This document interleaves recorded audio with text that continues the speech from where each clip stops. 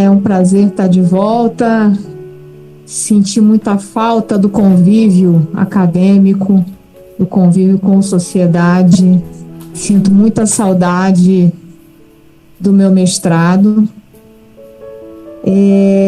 Essa mesa eu gostaria de chamar aqui para compor o mestrando Daniel Oliveira da Cunha, nosso mestrando do Sociedade e Cultura na Amazônia,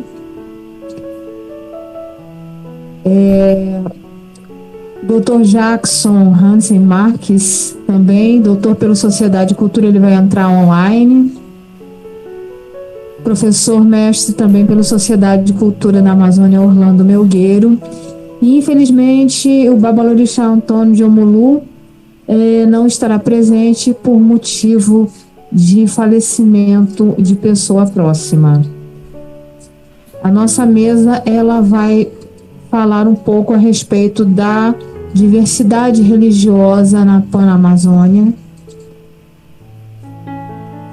Depois de 4 anos de obscurantismo, nós há quase 300 dias podemos respirar um pouco melhor, mas não podemos deixar de ser vigilantes. A questão religiosa, ela norteia a sociedade ocidental de tal forma que empareda aqueles que pensam de forma diferente e marginaliza a todos aqueles que não professam determinada fé. O que nós temos aqui na Amazônia é um caudal de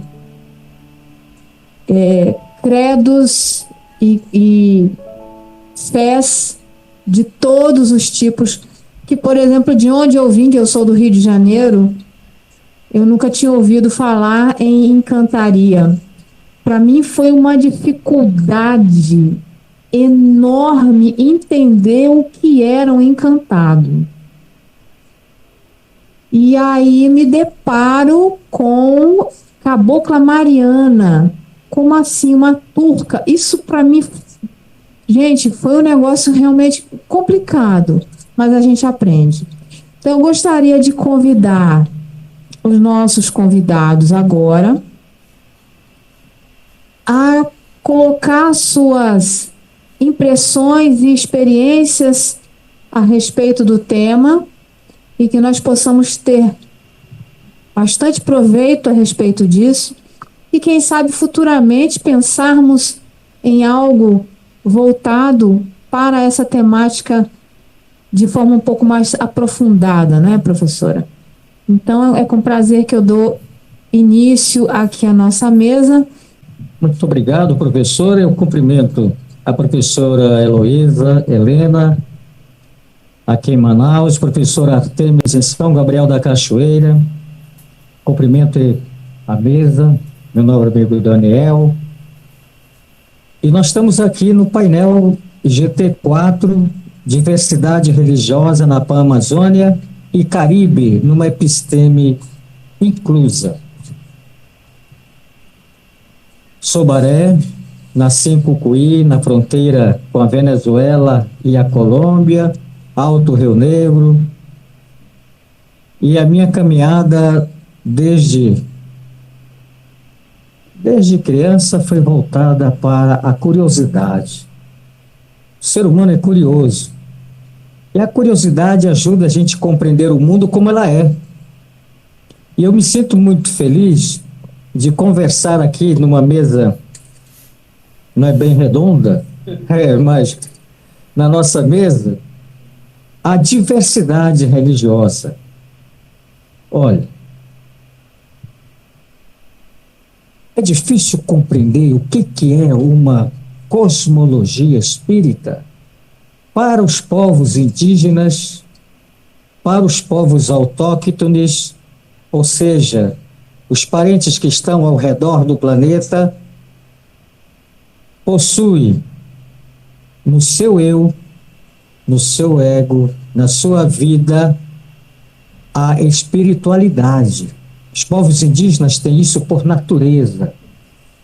Claro que ao longo do tempo, já falaram aqui os painelistas, do processo colonizatório que teve, inclusive, na própria educação, a transformação, a metamorfose do indígena para o não indígena. É uma política longa, mas que está custando muito caro para nós até hoje.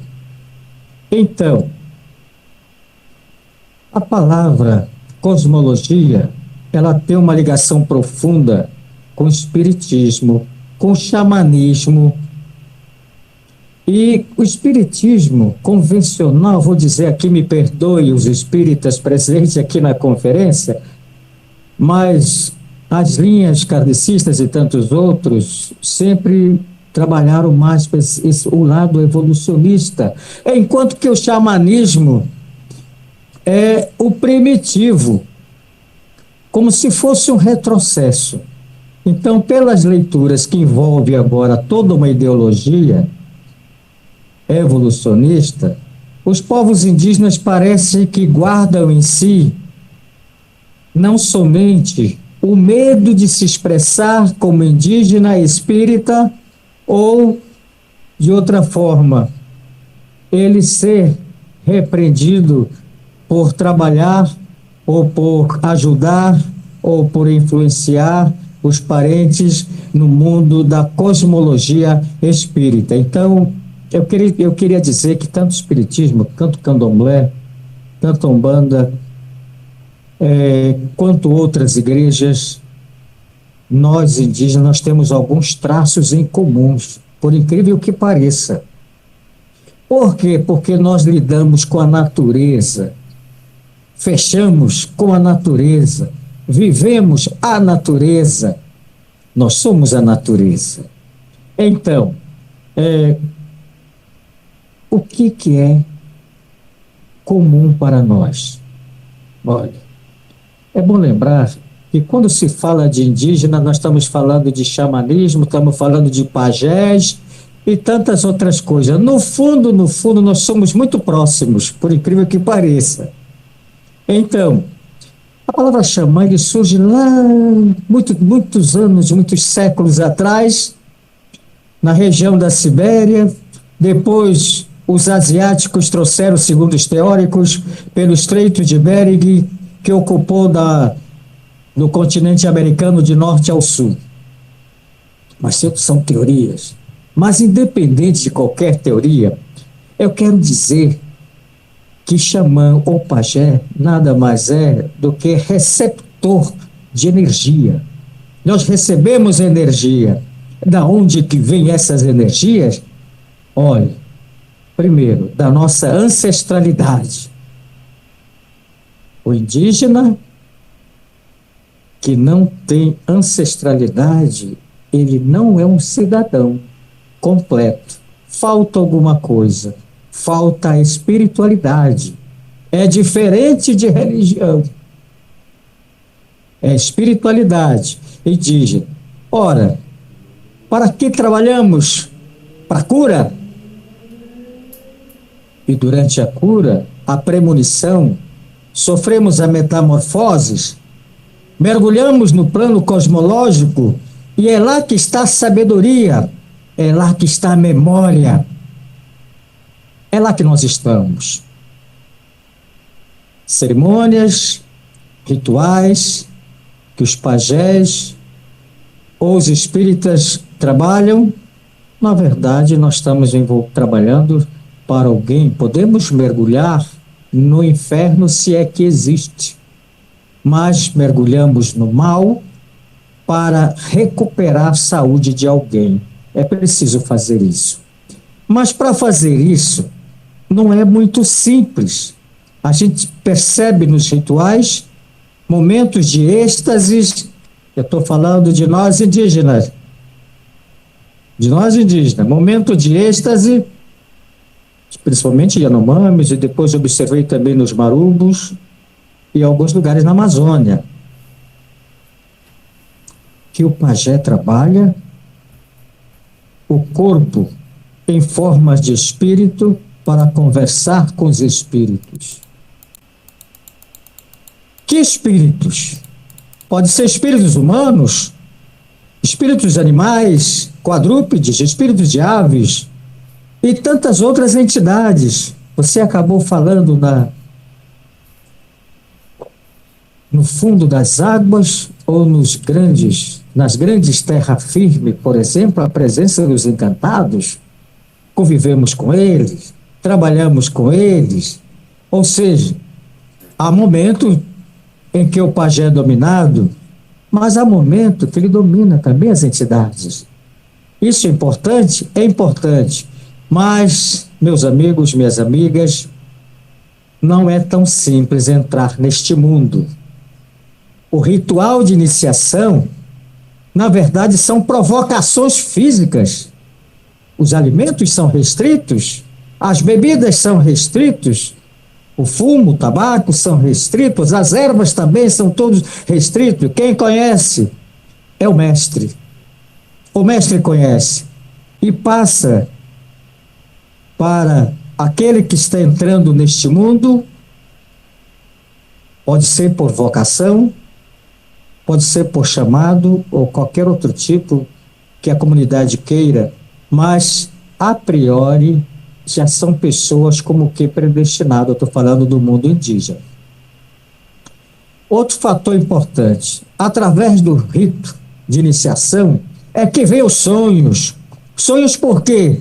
Porque está se alimentando das ervas, está em contato com a mata está onde? A mata está na natureza, no igarapé, é de lá que a gente vive, de lá que a gente convive também.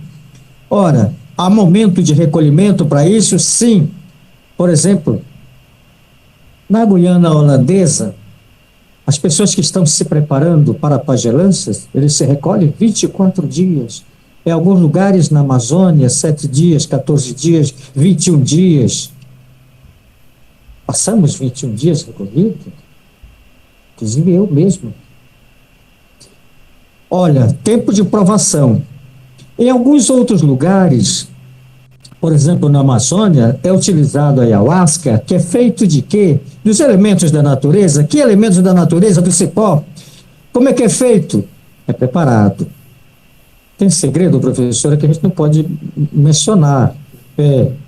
Mas o ayahuasca, por exemplo, são muito consumidos pelos pajés marumbos, lá no Alto Solimões, e alguns outros povos também, inclusive aqui na capital. Eu quero assim dizer que é preciso nós conhecermos a natureza, o mundo indígena como ela é. Lévi-Strauss já falava disso. E outros pensadores também. Ora, aqui vem um grande desafio. O ser humano está acabando com a natureza, gradativamente, de forma violenta e perversa. Em nome do capital, a natureza é transformada em moedas. Transformado em moedas significa dizer que os pajés estão em processo de extermínio. Alguns vão dizer, oba, oba, oba. Meus amigos, a pagelança ou a ação de um pajé, de um xamã, ele tem, no fundo, a nossa identidade. Se estão matando a Amazônia, se estão acabando com a floresta, se estão destruindo tudo, estão destruindo também a identidade indígena. E parece que precisamos acordar para esse outro lado tão importante, tão necessário, para fazer com que as culturas tradicionais, as culturas milenares, continuem viver. Davi Yanomami dizia que o nosso planeta é um planeta que tem vida.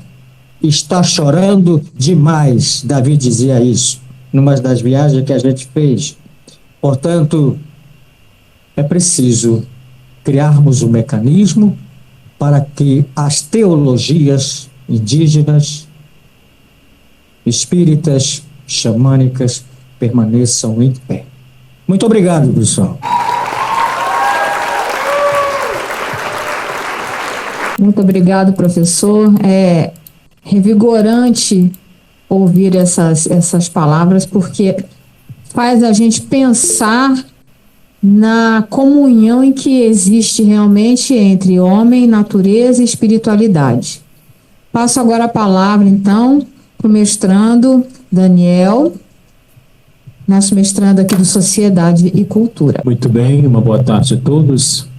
Uma saudação à mesa. Obrigado, professora Roberta, Orlando, por essa presença e discussão nesse GT de cunho religioso. Uma saudação de modo particular à professora Heloísa Helena pela coordenação deste 7º EPAC que já está em nossos corações. Bem como uma saudação a quem nos escuta de São Gabriel da Cachoeira, saudação a Sara Peixe. Eu acredito que também deva conhecer alguns dos mestrandos que participam do noite e esse nosso momento de partilha. O artigo apresentado ao 7º EPAC, ele trata sobre novas perspectivas do catolicismo brasileiro, que tem muito a ver com a minha identidade, né? Sou um caboclo da terra, mas sou presbítero há 14 anos, então tem a ver com a minha missão de fundo e vocação também, né? Me veio uma inquietação sobre o que a gente pensa do catolicismo hoje, né? Sabendo que a igreja no momento vive uma Assembleia Geral dos Bispos em Roma. Estamos vivendo um processo sinodal desde 2021, vai culminar ano que vem, 2024, e se fala muito sobre o sopro do Espírito que virá sobre o nosso irmão Francisco, Papa Francisco, bem como toda a Assembleia que está reunida pensando a Igreja presente em seu passado e futuro. Então, o que trago aqui são algumas provocações de cunho da nossa inquietação enquanto identidade religiosa, claro, num prisma religioso do catolicismo presente no Brasil, visto que somos uma nação onde temos essa predominância religiosa ainda. Embora estudos da Universidade de São Paulo, publicada há um tempo atrás pelo jornal Estadão, dizia que do último censo de 2012 já se esperava que até 2032 o Brasil seria um país evangélico. O que os dados de 2023, porque é recente ainda o IBGE, ainda não temos uma clareza em termos de pesquisa sobre essa possível evidência, o que não nos descarta essa possibilidade, talvez até antes do tempo previsto, antes de 2032.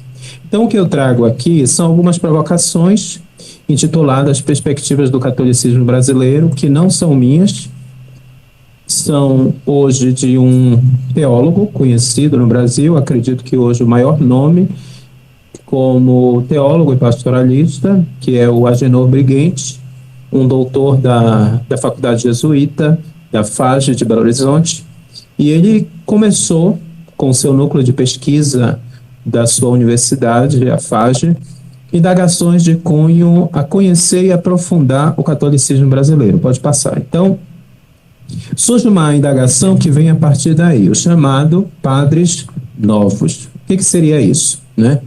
Nota-se de um tempo para cá, sobretudo quem tem uma certa vivência eclesial, participando do meio do clero, digamos assim, nota-se que hoje é muito comum ver padres jovens que usam esse paramento sacro que a gente vê na tela, né? É o que nós chamamos de clergyman, que é e sempre foi um paramento litúrgico, paramento eclesiástico para reconhecer a identidade e a autoridade religiosa, né?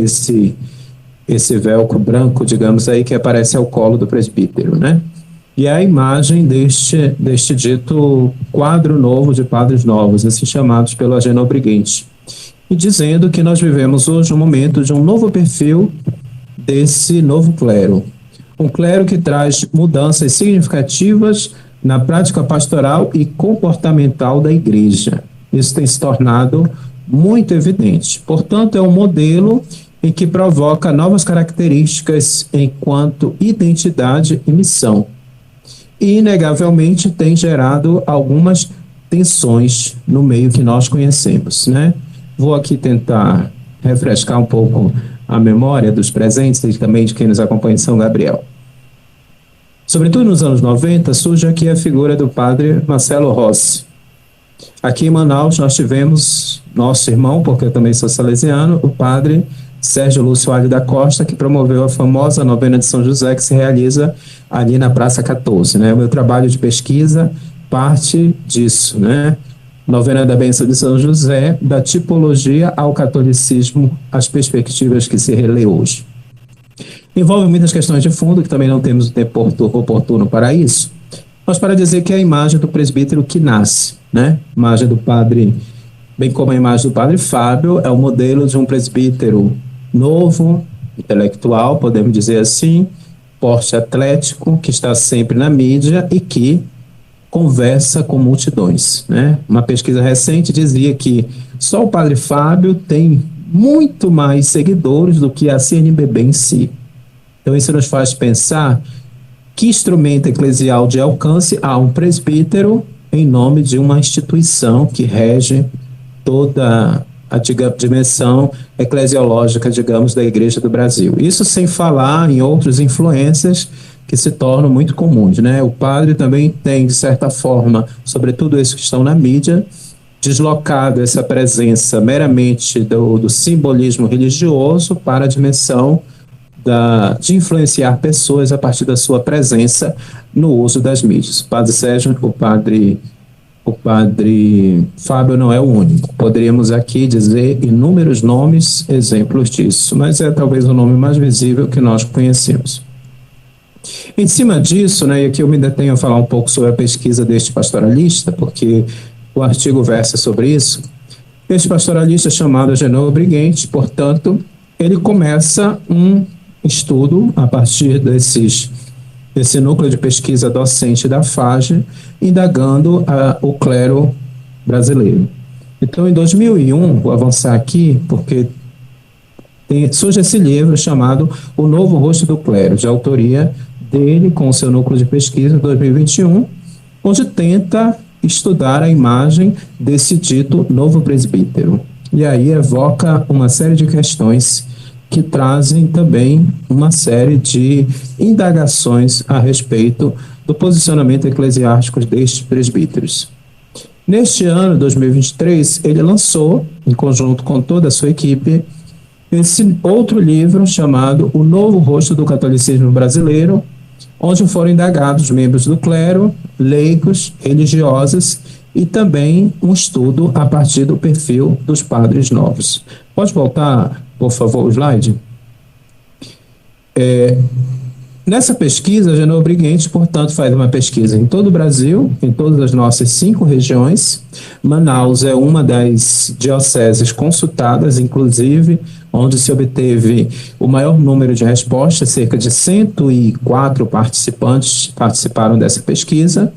É uma pesquisa de cunho quantitativo e qualitativo, envolvendo ao todo 743 agentes eclesiais, né? Uma pesquisa que se desenvolve de 2012 a 2016 em diferentes regiões do Brasil. É o que vai dar razão a este segundo livro, O Novo Rosto do Catolicismo Brasileiro.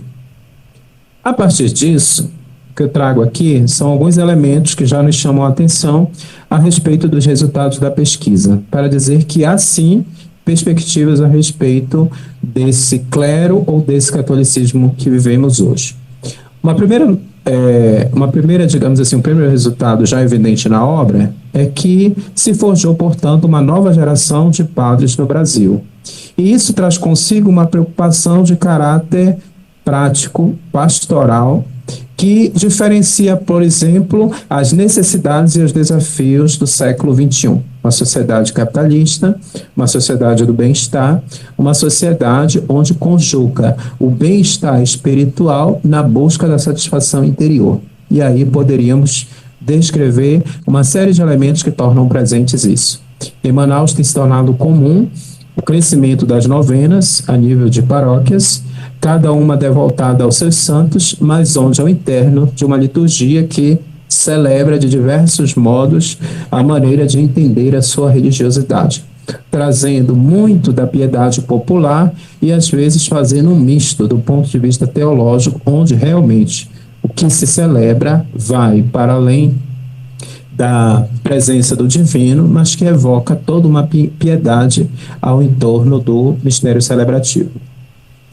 Um segundo fator considerado pela pesquisa é a influência sociocultural da realidade presente. Portanto, essa formação dos padres novos, ela é gerada num contexto urbano, semi-urbano e rural, até porque boa parte da proveniência do nosso clero no Brasil vem de zonas semi-rurais, rurais, e chegando nas cidades a gente vê que boa parte da piedade brasileira mantém essa antiga tradição do catolicismo e que também corresponde misturando entre o novo e o antigo, entre tradição, a vivência da espiritualidade ou da vivência interior, copiando modelos, digamos, ditos rurais para a realidade urbana. Então, isso é muito evidente e é um fenômeno.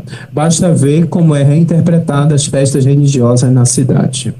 Vamos para frente.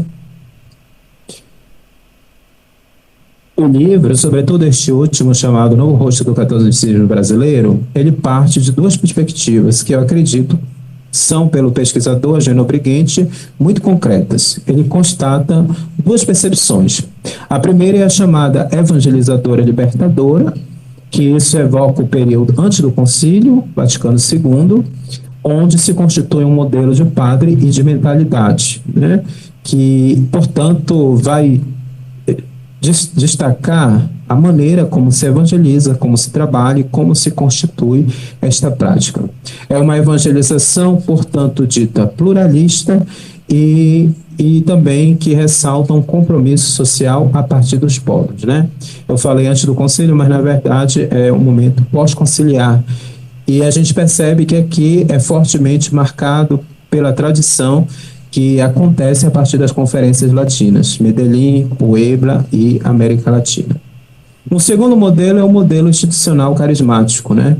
Um modelo em que evoca as antigas tradições da igreja e da fé cristã. Por isso também tem esse retorno ao sagrado e essa identificação com a vestimenta, a antiga batina ou a veste clerical, como assim queremos dizer. São duas perspectivas muito presentes e que evocam um tipo de postura. Então, o autor, futuramente a gente vai ver isso, ele constata que no Brasil nós hoje estamos vivendo uma ambiência de duas perspectivas católicas, né? A institucional carismática e a evangelizadora libertadora. É como se o catolicismo hoje, ao seu interno, estivesse vivendo um misto desta pluralidade ao seu interno, e que gera, digamos assim, tensões entre as forças. Acredito que quem tem mais idade aqui, está nos prestigiando, há de convir que pode dizer aquela antiga expressão, no meu tempo se celebrava assim, né? Ao passo que hoje toda uma espiritualidade carismática está presente, inegavelmente, nas celebrações, sobretudo nas comunidades, as adorações, os momentos de terço, cerco de Jericó que se realiza nas paróquias, bem como o estilo de adoração, percebe-se uma clara mudança. Disso nós podemos dizer que no catolicismo encontramos hoje esses duplos desafios. Primeiro, a pluralidade religiosa, que, como foi dita, ela é evocada junto com todas as outras tradições. E o crescimento da população evangélica, como abri a minha fala dizendo que até 2032 se prospecta um país onde a predominância evangélica deve dominar, pelo menos segundo os dados do IBGE, a gente já espera que estamos fazendo, de certa forma, esse trânsito religioso muito presente na nossa nação. Ao mesmo tempo, temos um contexto de transformação, que é vivido no seio da própria igreja, e as transformações emergentes entre realidade social, realidade cultural e também podemos dizer realidade eclesiológica, que são os problemas ou indagações do ponto de vista ético e moral que também são questionados na realidade presente. Próximo slide. Então, o que se esperar do futuro do catolicismo brasileiro? Pode-se esperar uma dinâmica que vai ser encarada à luz de desafios e ao mesmo tempo de enfrentamento de situações concretas e de problemas emergentes que estamos vivendo.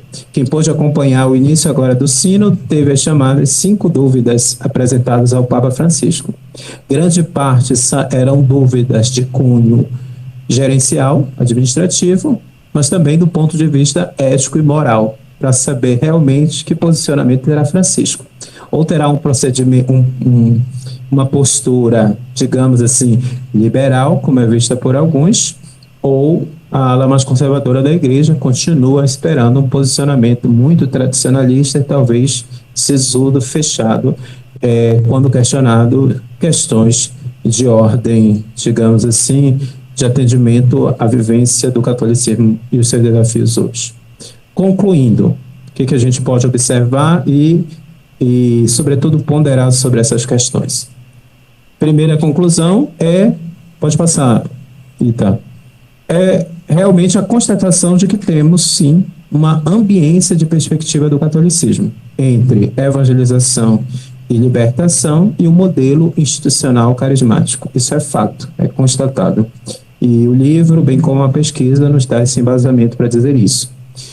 O que nos resta? Nos resta entender que, no momento presente, pede-se que se postule, de fato, uma cristandade múltipla, onde os temas, inclusive dito tabus, ou problemas de ordem gerencial, administrativa, em que sejam encarados também considerando a multiplicidade que vivemos, não só no âmbito religioso, até porque entendemos que a religião deveria acompanhar também os avanços, desafios, os problemas da realidade do homem do século XXI, né? Bem como o Concílio Vaticano II começa com essa perspectiva na famosa Gaudium et Spes, as alegrias e as esperanças, né? E são as mesmas, de certa forma, esperamos disso, né? E dos sopros do Espírito sobre a vivência do catolicismo hoje. Então, uma breve partilha, agradeço pela atenção.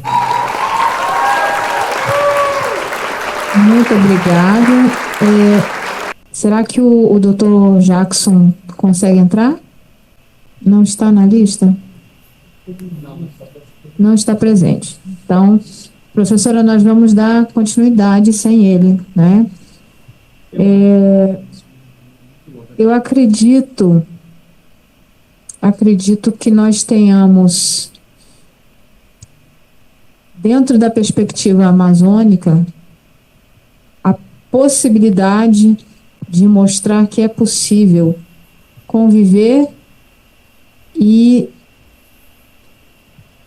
marcharmos todos com um único objetivo, independente da vertente religiosa que se tenha, né? É uma pena que o Dr. Jackson não possa entrar, mas eu gostaria de saber se tem alguma pergunta. Tem alguma pergunta de São Gabriel? Alguém mandou pergunta? Então eu vou fazer a pergunta.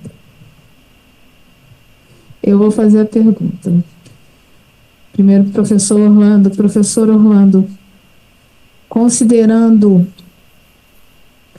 esse mundo moderno em que nós estamos, impregnado de tecnologias, impregnado de diversas e diferentes vivências, como a espiritualidade indígena consegue se manter coesa nesse caudal em que nós estamos inseridos. E para o Daniel, a questão é a seguinte: uma instituição com 2000 anos, que já passou por praticamente tudo, que teve que se reinventar diversas vezes, como é que essa instituição percebe esse homem moderno e como ela pode dar o apoio espiritual a esse homem moderno, fruto desse meio tecnológico e desse meio de conflitos em que nós estamos, onde você se pronunciar de forma diferente te torna um inimigo. O primeiro, professor Orlando.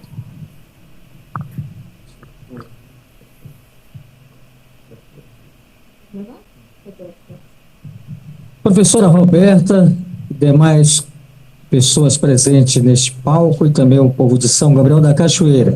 Como viver a espiritualidade indígena num turbilhão globalizado, tecnológico, cibernético e eu não sei o que mais podemos inventar. Como que conviver neste mundo, sobretudo num sistema perverso que está aí hoje, que é o sistema capitalista, que está inserido em todos os setores da sociedade, inclusive nas igrejas, inclusive na Umbanda, inclusive no Candomblé, inclusive no Espiritismo. A cura é universal. Então, nós temos que ter uma metodologia capaz de acompanhar esse processo de evolucionismo gigante. Nem por isso perdemos a fé. Muito pelo contrário, através da tecnologia, fortalecemos a fé, professor. E para avançar ainda mais, a comunhão entre nós mesmos. Entre nós mesmos. Mas o desafio maior é combater aqueles que nos combatem. Eu queria só frisar, tanto xamanismo, tanto espiritismo, que envolve a Umbanda e Candomblé, ultimamente, sobretudo nesses últimos 4 anos, nós fomos barbaramente discriminados. Sofremos o preconceito, mas nem por isso deixamos de caminhar comungando a nossa espiritualidade de fé. Resumindo, eu queria dizer para nós, é preciso darmos atenção também para este universo da espiritualidade. Eu estava perguntando ao padre Daniel, o ecumenismo também não seria um futuro para as religiões caminharem, aquelas que permitem caminhar juntos, porque tem outras que não. Radicalismo, às vezes, atrapalha, centraliza e formam grupos para dominar outros.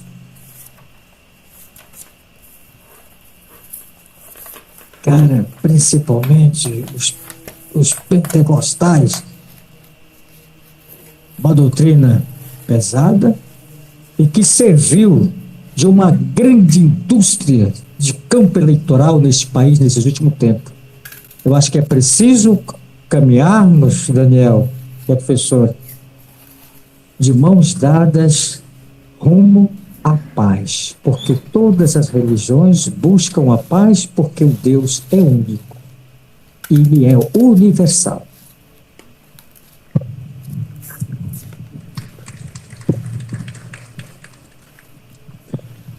A professora Roberta fez uma pergunta que ela disse assim, se não for para causar, eu nem saio de casa. Então, de fato, ela queria incendiar aqui essa mesa.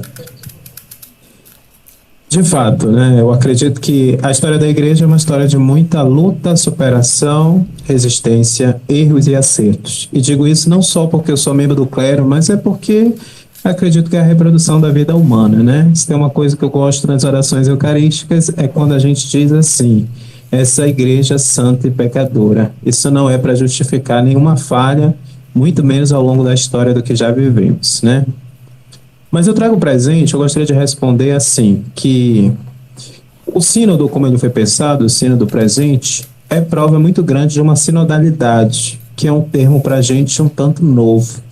Talvez não compreendamos ainda na inteireza o que significa a sinodalidade. Um dos cardeais recentes agora disse assim, é bom que o sínodo passe, mas que a sinodalidade permaneça. Para falar que é um trabalho construído a muitas mãos, né?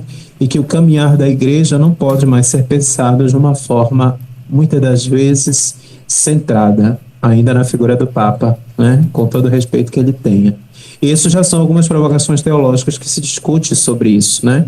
A igreja alemã, por exemplo, vive um momento de grande dissidência do ponto de vista do seu purpurado, digamos assim, porque a gente tem visto notícias e confrontações que vão exigindo do perfil da igreja alemã, já se fala de um certo cisma, inclusive por conta da bênção a casais homossexuais, isso gerou uma séria problemática, embora eles continuam mantendo essa prática, e é algo que já está sendo discutido nesse sínodo. Trago essa situação para dizer que é uma realidade que está sendo pensada e enfrentada, né? Mas não só, bem como a discussão sobre casais divorciados, recasados, né?